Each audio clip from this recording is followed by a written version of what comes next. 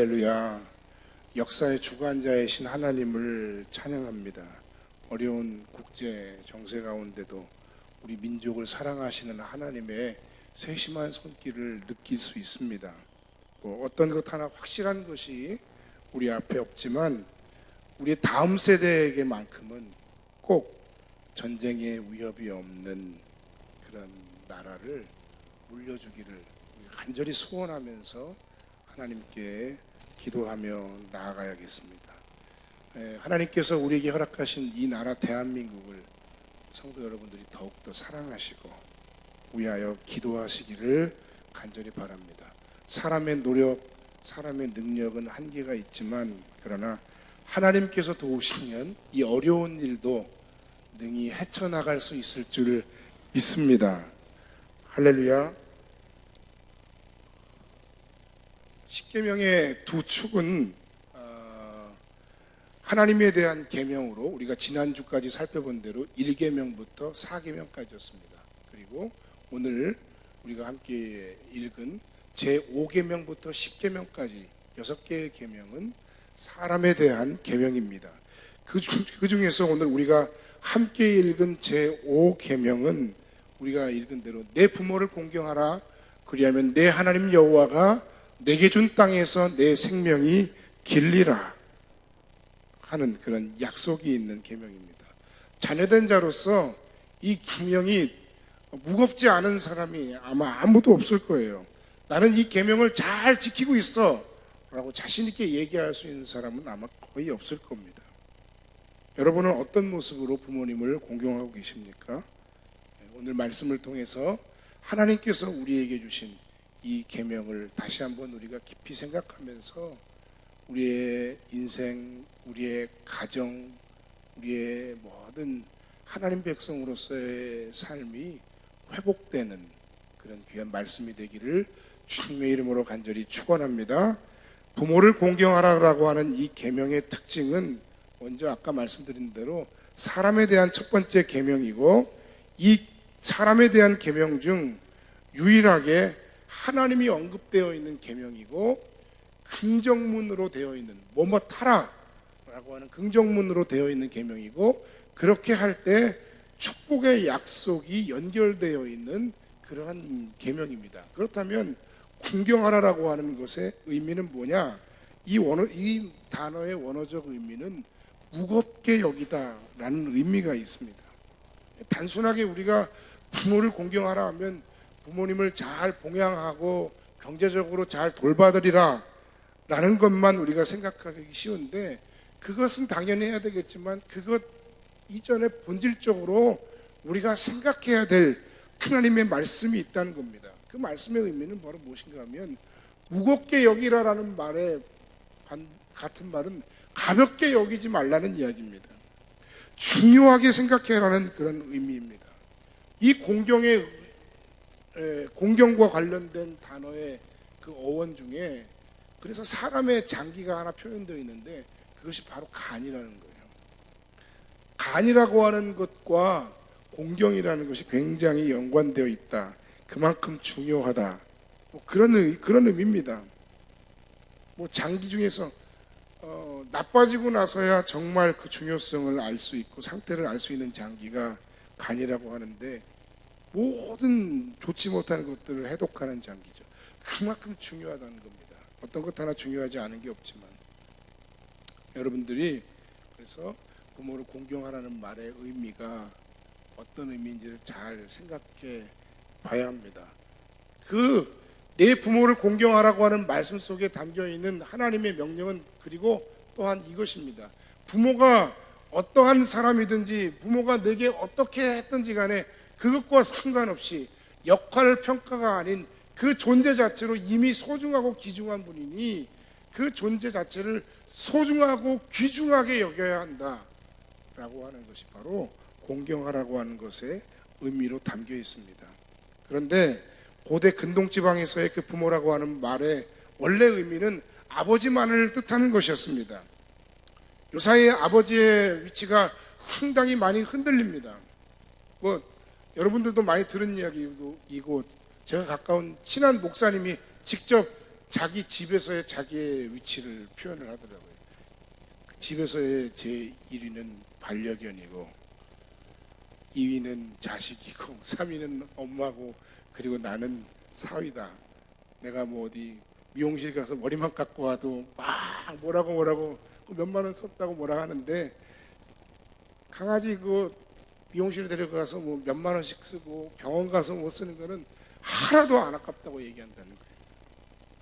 진짜로 서운한지는 모르겠는데 그 많이 서운하다 뭐 이런 얘기를 하시는 걸 제가 들은 적이 있습니다. 실제로 아버지의 역할과 위치가 그만큼 퇴색되거나 의미가 많이 반감되어 있는 그런 상황 가운데 우리가 살고 있습니다. 그나마 돈이라도 좀 잘 벌어오면 그나마 조금 대접을 받나? 그래서 요새 남성들 가운데는 결혼을 안 하려고 하는 남성들이 늘어나고 있다. 뭐 사회적인 여건이나 직장 문제, 집 문제 이런 것도 굉장히 크게 작용을 하지만 그런데 한 가지 더 변화된 것은 우리 여성분들도 제가 남자니까 목사가 남자라 이런 얘기를 한다고 생각하지 말고 한번 잘 좀 들어보고 우리가 생각을 해봐야 될 것 같습니다. 과거에는 남자들이 변했는데 요새는 결혼 전과 결혼 후가 뭐 배우가 입금 전과 입금 후가 다르다 그러는데 여성들이 결혼 전과 결혼 후가 달라진다는 거예요. 그래서 이제는 남자들도 왜 그렇게 혼자 편하게 살면 되는데 결혼을 해야 되는지 잘 모르겠다. 거기다가 심지어는 우리 남학생들이나 어린 학생들 중에서 아버지의 그런 모습들을 보면서 내가 꼭 결혼을 해야 되나?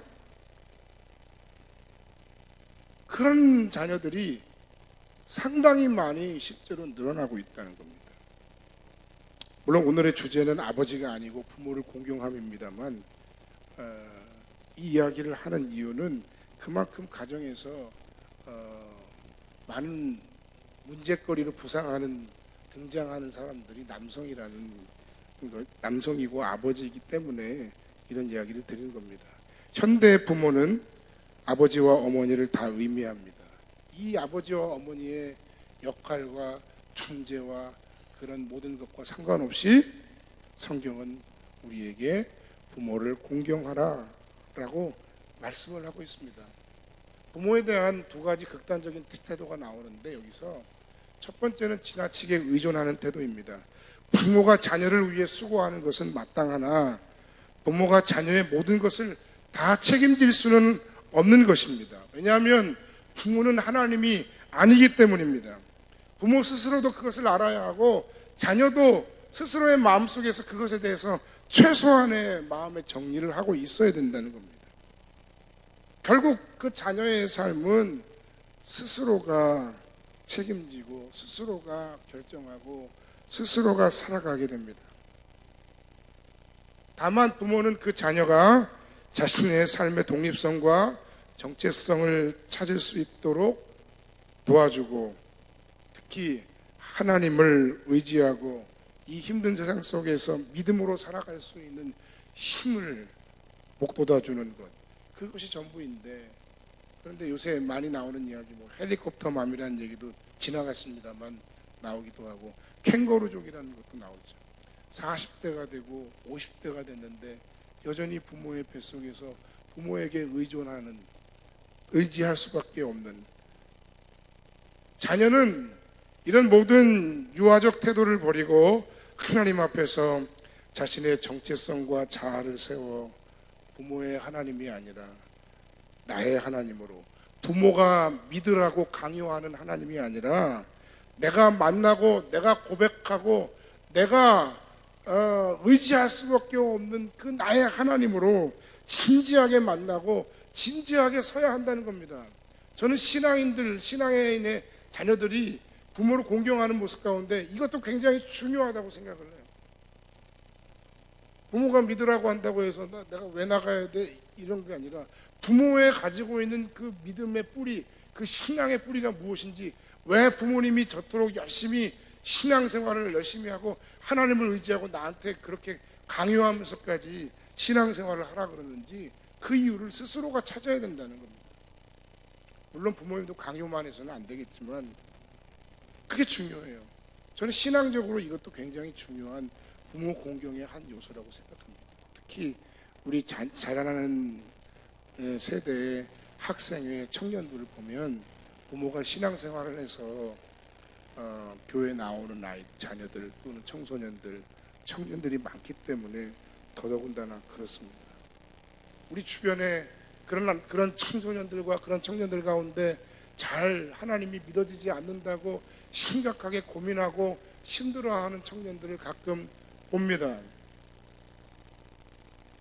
그런데 이렇게 믿어지지 않는 것은 어떻게 내 힘과 내 지혜와 내 방법으로 할 수 있는 게 아닙니다. 이성으로 내가 그것을 생각한다고 어느 날 갑자기 하나님이 믿어지는 게 아닙니다. 성령 하나님께서 역사하셔서 하나님의 은총 가운데 그가 하나님을 믿을 수 있는 믿음이 그 안에 생겨야 됩니다.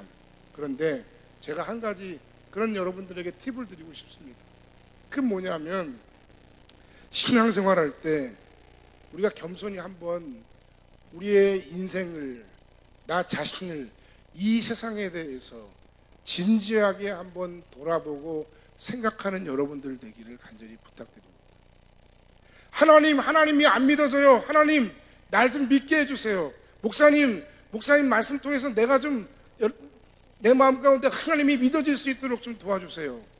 가 아니라 여러분 스스로가 하나님 앞에서 또는 여러분의 스스로의 인생 앞에서 나라고 하는 사람의 연약함과 한계, 이 세상의 어떤 구조적인 연약함과 악함에 대해서 한번 곰곰이 잘 생각해 보세요.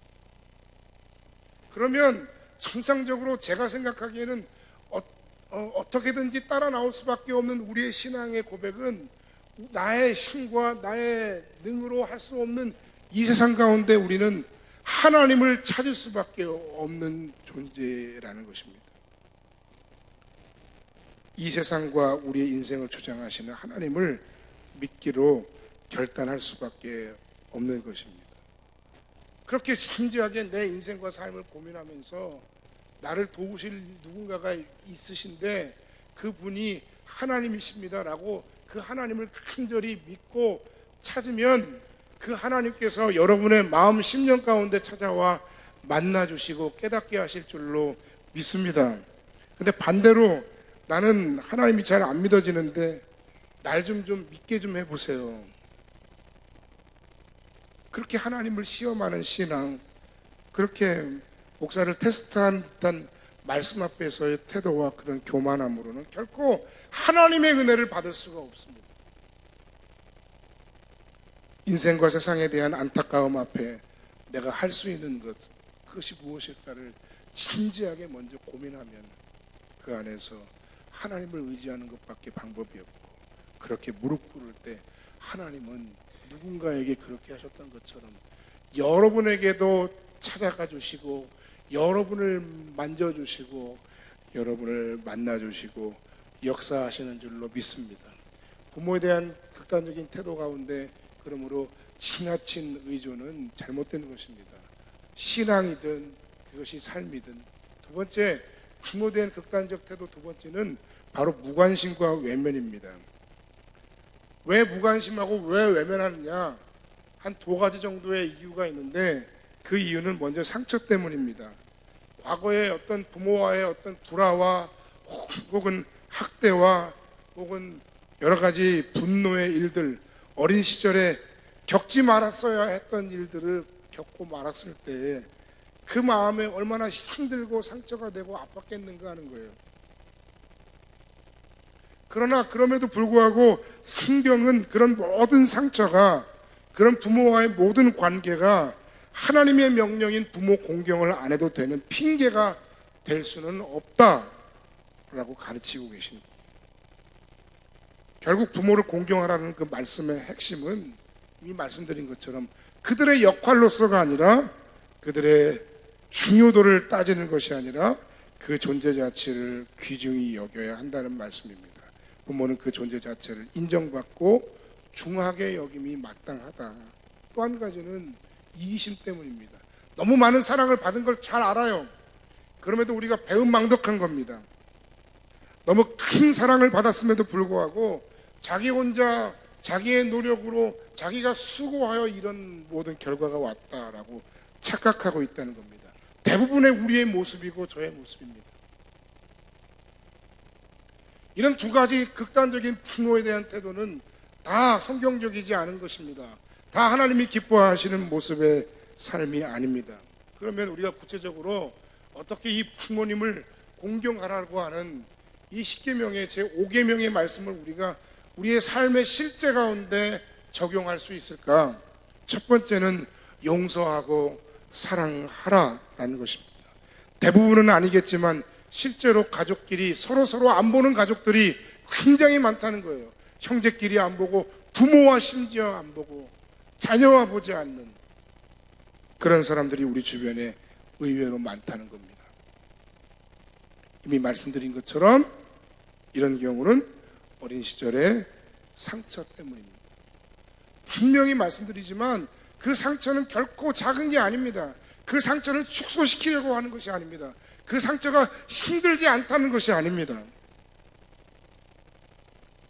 그럼에도 불구하고 그 상처를 극복해야 하는 이유가 있습니다. 그 상처의 문제를 우리가 해결하지 못할 때 내 마음속에 치미는 그 분노는 내 삶을 복 있는 하나님의 사람으로 살아가도록 하는데 굉장한 걸림돌이 된다는 겁니다. 그 부모로부터 혹은 그 누군가로부터 받았던 그 마음의 상처와 분노를 나도 모르는 사이에 내가 가장 사랑하는 누군가에게 퍼붓는 또 다른 상처의 씨앗이 되고 또 다른 상처의 독이 되더라는 것입니다. 그래서 나도 모르게 내가 받은 그 상처와 분노를 내가 가장 사랑하는 내 자녀에게 또 다시 뿌리고 있는 거예요. 그럼 그것은 계속 악순환이 되는 거예요. 그 자녀는 또 그 상처를 가지고 극복하지 못한다면 사랑하는 누군가에게, 사랑하는 자녀에게 그 상처를 또 줄 수밖에 없다는 겁니다. 결국 끝없는 원망과 분노, 증오의 삶만이 계속돼서 반복될 수밖에 없고, 그런 삶에는 진정한 행복이나 혹은 하나님의 은혜가 임하는 삶이라 이야기하기 어렵습니다. 상처가 작은 것이 아닙니다. 축소하려는 것이 아닙니다. 그러나 그럼에도 우리 가정에 진짜 하나님의 은혜와 사랑이 가득한 인생이 되게 하려면 예수 그리스도처럼 누군가는 그 가운데서 중보하고 중재하고 화해시키고 화평케 하고 회복시킬 수 있는 누군가는 반드시 필요하다는 겁니다. 예수님의 중보자되심의 그 사역이 바로 그런 것입니다. 하나님 앞에 나아갈 수 없는 우리를 하나님 앞에 나아갈 수 있도록 하신 것이 바로 중보자이신 예수님의 사역입니다. 그것이 십자가입니다. 그것이 십자가의 희생이고 그것이 십자가의 대속의 죽음이었던 것입니다. 우리 가정에 그런 사람이 필요해요. 내 삶에 그런 사람이 필요해요. 우리 남편이 그 일을 했으면 좋겠네. 우리 아내가 그런 일을 해야지. 우리 자녀가 똑똑하니까 그런 일을 하면 좋겠네. 우리 부모님이 그게 아니라 먼저 은혜 받은 여러분, 먼저 하나님의 풍성한 은혜로 말미암아 그 사랑을 회복하고 그 은혜 가운데 하나님의 은혜로 살기로 결단하는 여러분들이 하시길 바랍니다. 당신이 하지 않으면 안 된다는 겁니다. 먼저 용서하고 부모님과 가족에 대한 사랑을 꼭 회복하시기를 바랍니다. 누구나 하나님의 긍휼히 여기심이 필요한 인생입니다. 나에게 상처를 준 우리 내 가족, 부모, 형제, 그들 역시 누군가에게 상처를 받은 존재일 겁니다. 그 상처를 해결하지 못하고 나에게 또다시 상처를 준 것일 겁니다. 심리학에서 자존감이 없는 이유가 아버지와의 관계가 좋지 못했기 때문이다. 틀림없는 이야기일 거고 맞는 분석일 거예요. 그러나 신앙인은 그런 분석에 끝나는 것이 아니라 그 분석을 뛰어넘어서 원망하는 삶이 아니라, 그런 삶을 되풀이하는 삶이 아니라 끌어내는 삶입니다. 하나님 아버지의 그 사랑과 긍휼을 힘입어서 그리스도 예수의 십자가의 능력을 의지하여서 깨끗함을 얻고 회복됨을 얻고 끌어낼 수 있는 용기를 갖는 저와 여러분이 되시기를 주의 이름으로 간절히 축원합니다. 할렐루야. 나를 긍휼히 여기신 예수님의 사랑과 그 은혜를 우리가 고백하고 기억한다면 내가 용서하지 못할 사람은 없습니다. 성경 마태복음 18장 21절에 베드로가 예수님께 나와서 이런 질문을 했습니다.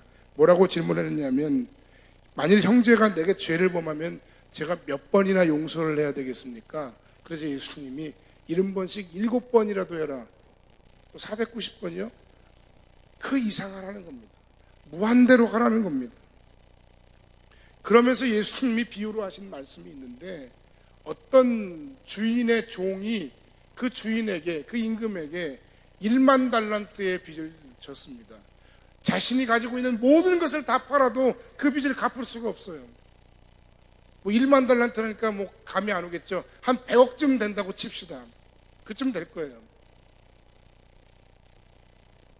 그럼에도 불구하고 그 주인은 그 종의 그 빚을 다 탕감해주고 용서해주고 집으로 돌려보냈습니다. 그런데 그 용서함 받은 그 주인의 종이 자신의 동료의 100데나리온을 갚지 않음을 인하여 옥에 가두고 못 살게 굴었다는 거예요. 글쎄요, 우리식으로 얘기하면 한 100만 원쯤 될까요? 여러분, 어쩌면 이게 우리 모습일 수 있습니다.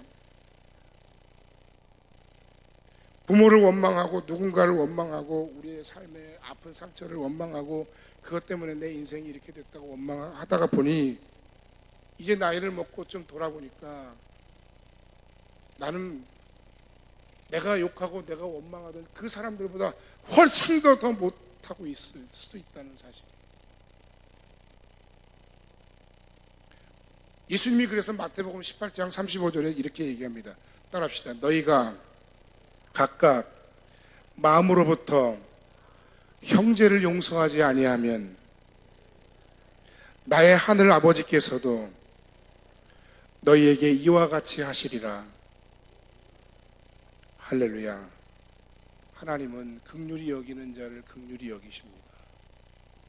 오늘 부모 공경을 위해서 혹시 해결되지 않은 우리의 마음의 문제, 상처와 분노가 있다면 그것을 용서하고 사랑함으로 회복하고 그 우리의 삶의 쓴뿌리, 그 악한 부분, 그 악한 악순환을 끊어낼 수 있는 여러분의 복된 삶이 되시기를 주님의 이름으로 간절히 축원합니다. 두 번째는 소중히 여기고 공감하라입니다. 최근에 어느 방송에서 노인들에게 가장 필요한 것은 아무리 사소한 것이라도 공감하고 들어주는 것이다, 이렇게 얘기했습니다. 나이가 들수록 자신의 이야기를 들어주는 사람이 없기 때문에 마음속에 우울함이 자꾸 생겨난다는 거예요. 그래서 거기서 제시하는 게 이겁니다. 일주일에 딱 30분만 전화를 하든 찾아가든 공감하며 들어주면 그것을 인하여서 마음이 회복될 뿐만 아니라 기력까지도 회복될 거다. 여러분, 우리가 사는 우리의 시대에 모두가 다 사는 게 너무 힘들어요. 노인도 그래서 우울하다고 하고요. 기성세대도 사는 게 너무너무 힘들어서 우울하다고 하고요. 갱년기 때문에 우울하다고 하고요. 남자도 우울하다고 하고요. 여자도 우울하다고 하고요. 청년들도 우울하다고 하고요. 청소년들도 다 우울하다고 합니다. 가만 보고, 가만 얘기 들어보고, 가만 그 마음을 뒤집어 보면 우울하지 않은 사람이 아무도 없어요. 다 우울해요. 참 불쌍한 시대에 우리가 살고 있어요. 너무 풍요하지만 한편으로는 마음으로 빈곤하고 외롭고 힘들고 우울해요. 너무 외로워요. 내 이야기를 들어주고 나를 공감해주는 사람이 없어요. 내가 한 모든 것에 대해서 전적으로 지지하고 칭찬해 주는 사람이 없어요. 그것 때문에 힘든 거예요, 사실은. 부모님과의 대화, 자녀와의 대화, 가족 간의 대화, 혹은 좋은 사람들과의 대화 속에서 인생을 구하는 것이야말로 누군가를 공감해주고 누군가를 지지해주는 것이야말로 우울한 이 시대 우리의 삶을 조금 더 의미 있고 조금 더 건강하게 살아낼 수 있는 가장 좋은 방법입니다.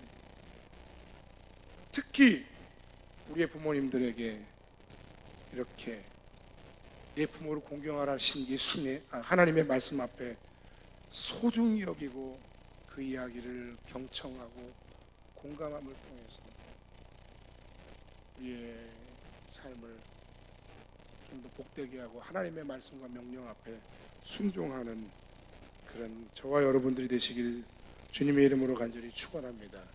마지막 세 번째는 우리의 가정을 선교적 삶의 시작점으로 삼아야 된다라는 겁니다. 육아정책연구소에서 한국인의 부모됨 인식과 자녀 양육관 연구 보고서 이런 거를 작성해서 공개를 했는데 20대에서 50대까지의 성인 남녀 1000명, 그리고 이혼한 부모 100명, 무자녀 가정 100명 이렇게 설문조사를 했어요. 좋은 부모가 되기 위한 덕목이 무엇이라 생각하는가? 1순위 경제력 21.8%, 2순위 자녀와의 소통 18.8%, 3순위 인내 18.7%. 아무튼 인내하고 참아내야 된다는 겁니다. 화나는 일이 있어도 부모의 기대치를 따라오지 못해도 묵묵히 참고 기다려야 한다. 그런데 한 가지 재미있는 사실은 뭐냐면 좋은 부모가 되는 것의 걸림돌 역시 경제력이다. 여러분도 그렇게 생각하십니까? 그게 우리 현실이죠. 돈이 중요하죠. 그러나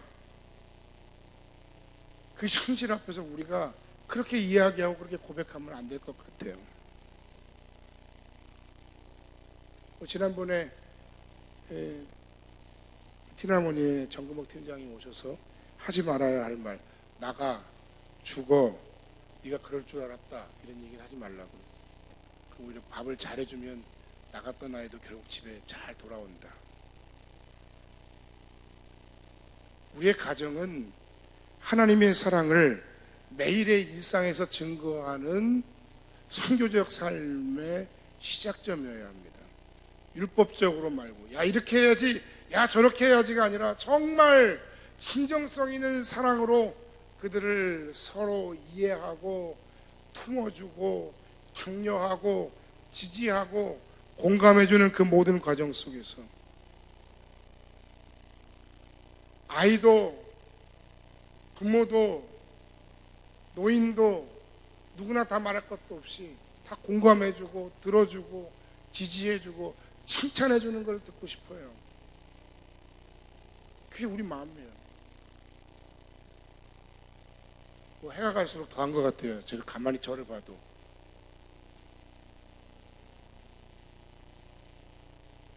내가 보냄받은 곳이 직장이고 세상이고 그곳에서 하나님의 사람으로 하나님 나라의 회복을 위해 우리가 사는 것이 우리의 사명인데 그 시작점이 어디냐 하면 바로 가정이라는 겁니다. 이곳에서 나는 점령군이거나 힘 있는 사람이거나 꼰대가 아니라 하나님의 사랑을 전하고 실천하는 중재자요, 화해자요, 사랑을 실천하는 사람이 되어서 이곳 가운데서 자라나고 이곳을 거친 모든 하나님의 사람들이 따뜻한 마음과 사랑으로 하나님 나라를 증언하는 그런 행복한 삶의 현장, 그들이 들어가는 모든 공동체마다, 직장마다, 교회마다, 소그룹마다 그 한 사람 때문에 모두가 다 건강하고 모두가 다 행복해지는 그야말로 해피 바이러스를 많이 뿜어낼 수 있는 그런 사람으로 여러분의 가정을 복되게 세워가시기를 주님의 이름으로 간절히 축원합니다.